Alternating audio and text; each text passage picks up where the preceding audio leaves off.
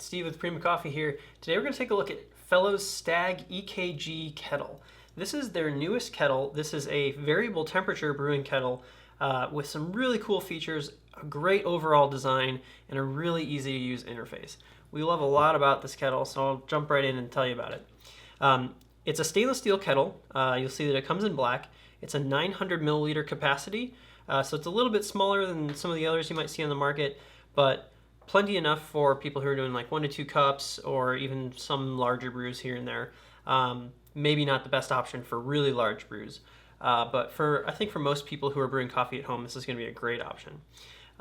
We've got a lot of the same features that you know from the Stagg. We have the counterbalanced handle, a really nice ergonomic grip.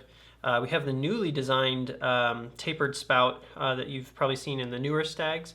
So this has a nice control over your pour, and it's a nice clean tip, so it doesn't have the dribbling problem that some of the earlier ones did. Down to the base, we have some really cool controls. We just have one button and knob. It's a combination little control there, plus this screen on the side that does the majority of the controls. We also have 2 switches on the back that I'll get to in a little bit. But right from the start, you'll see that I have my temperature set in Fahrenheit.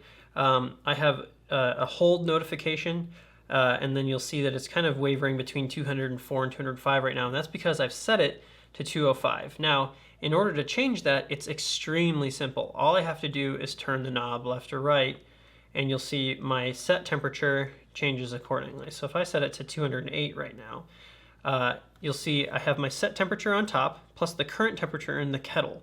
Once it hits 208, you'll see that the hold comes in again. Really, really simple, very easy to use, and very quick and responsive. So this kettle has a 1200 watt heating element inside, and that's more powerful than some of the other kettles, the variable temperature kettles on the market. So it's very quick to respond, very quick to heat up.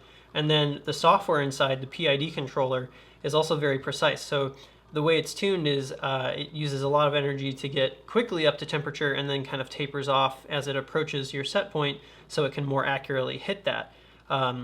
Once you hit your set temperature, we do have a hold mode, which I noted on the screen a little bit earlier. If you are not in hold mode, it will hold that temperature for 5 minutes.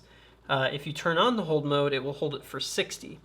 If there is 5 minutes or 60 minutes, depending on what setting you're in, of inactivity, the kettle's just sitting on the base, it will automatically go into a 15-minute standby mode. So that's just, it's not heating, but it's still on.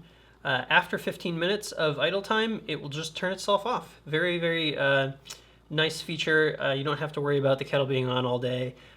It will take care of everything itself. It's a great safety feature.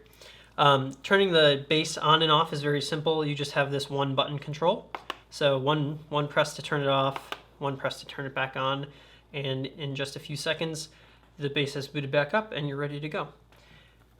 So let's also take a look at what it's like to use this kettle. I have just a little pour over setup here.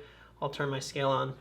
Also built into the base is a pour over timer. So if I just hold down the button, you'll see that there's a countdown, 3, 2, 1, and then it will jump into a time. So it's just going to count up while I'm brewing. And I'm just going to start my bloom here just to show the flow from that spout. So nice and clean, again, pretty much drip free. I've got a lovely little taper on the end of that spout that's going to give me good pour control. Now, in terms of flow rate, this is a slightly slower flow than the Bonavita kettles or even the Hario Buono kettles. It's not the sort of kettle that you would use to just dump in a lot of water. So that's something you might notice when you're rinsing your filters, but during brewing, it's really not much of an issue. We found that even doing large brews, really pushing that 900 milliliter capacity, completely filling up the kettle, doing as large brew as possible, we haven't really found that flow rate is much of a problem at all. It's very, very easy to get your maximum flow, and it's more than enough for most brewing environments. It's really like, for a large brew over a liter, 1.5 liters or 2 liters or something like that, where you'd really want an extremely fast flow rate out of your kettle, well, you don't really have the capacity for that in the Stagg EKG anyway. So it's more than enough for those 900 milliliter brews and smaller. And you have great control, thanks again to that counterbalance handle, as well as the tapered spout. And even that reduced flow rate makes it somewhat easier to control. So we've got a really fantastic variable temperature kettle here. Very attractive design, looks fantastic in any modern kitchen.